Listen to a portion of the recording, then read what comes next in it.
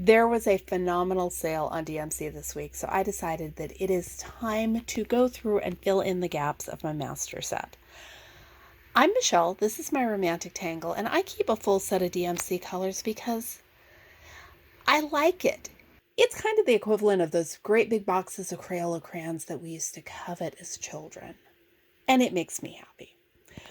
So step one was to print out a DMC shopping list. The one that I found is from Stitchtastic. It doesn't have all of the single digit colors, the newest batch, but most of my stash of patterns is older anyway, so I am not too worried about that.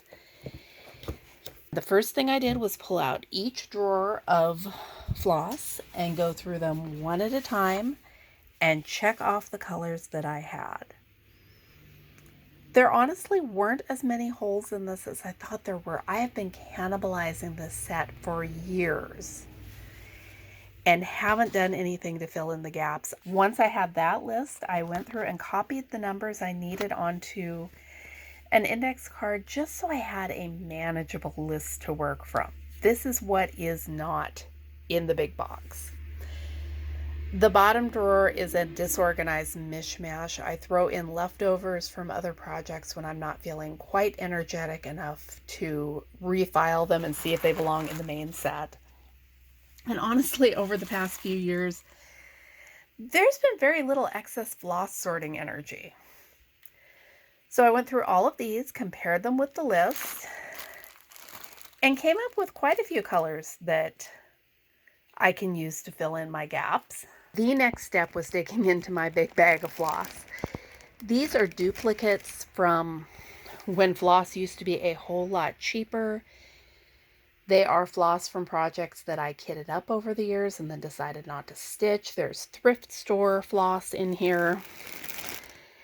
It's a lot, and it is divided up into baggies in groups of 100. Sorting through all that with my trusty checklist got me about half of the colors I needed to fill in the gaps. I have been putting off this project for a couple of years now because I thought it was going to be a really big, tedious deal, and it wasn't.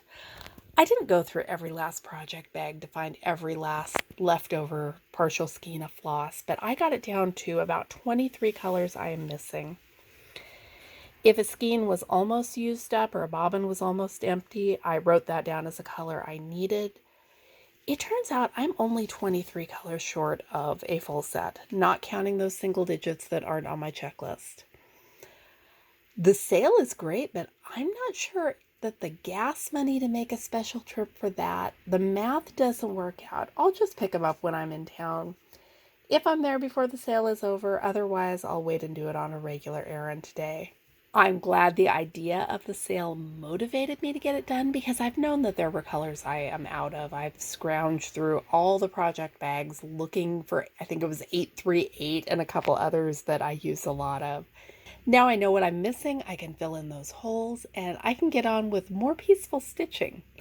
Thanks for watching. I'm Michelle. This is my romantic tangle. I hope that this gave you some ideas on how to keep your own set current, and I'll be back with you with more videos soon.